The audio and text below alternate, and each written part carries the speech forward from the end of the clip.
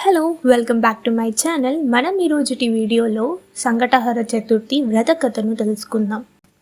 ఒకానొక నాడు ఇంద్రుడు తన విమానంలో వృషండి, వినాయకుని గొప్ప భక్తుడు అనే ఋషి దగ్గరి నుంచి ఇంద్రలోకానికి తిరిగి వెళ్తుండగా గర్సీన్ అనే రాజు రాజ్యం దాటే సమయంలో అనేక పాపములు చేసిన ఒకానొక వ్యక్తి ఆకాశంలో పయనించే ఆ విమానంపై దృష్టి సారించాడు.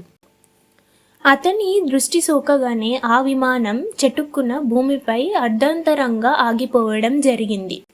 ఆ ఇంద్ర విమానం అద్భుతమైన వెలుగుకి ఆశ్చర్యచేతుడైన ఆ దేశపు రాజు సురసేనుడు గబగబ బయటికి వచ్చి ఆ అద్భుతాన్ని చూసి ఆశ్చర్యం చెందుతూ చూడసాగాడు. అక్కడ ఇంద్రుణ్ణి చూసి ఎంతో సంతోషానికి లోనైన మహారాజు ఆనందంతో నమస్కరించారు. ఇంద్రునితో అక్కడ విమానం ఎందుకు ఆపినారో కారణం అడిగాడు. అప్పుడు ఇంద్రుడు, ఓ రాజా, మీ రాజ్యంలో పాపాలు అధికగా చేసిన వ్యక్తి ఎవరిదో దృష్టి సోకి విమానం మార్గమధ్యలో అర్ధంతకంగా ఆగింది అని చెప్పాడు. అప్పుడు ఆ రాజు, అయ్యా, మరి మళ్ళీ ఆగిపోయిన విమానం ఎలా బయలుదేరుతుంది అని అడిగాడు వినయంగా. అప్పుడు ఇంద్రుడు, ఇవాళ పంచమి, నిన్న చతుర్థి.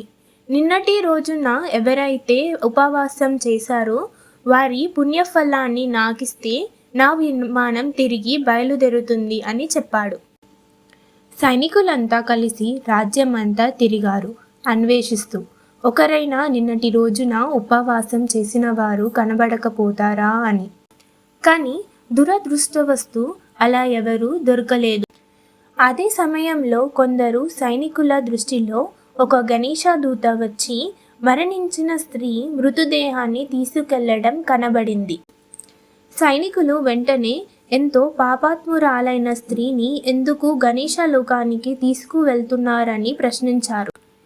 దానిని గణేశ దూత, నిన్నంతా ఈ స్త్రీ ఉపవాసం ఉంది, తెలియకుండానే ఏమీ తినలేదు, చంద్రోదయ సమయాన నిద్రలేచి కొంత తినటం వలన ఆమెకి తెలియకుండానే సంకష్ట వ్రతం చేసింది, ఈరోజు మరణించింది అని చెప్పాడు.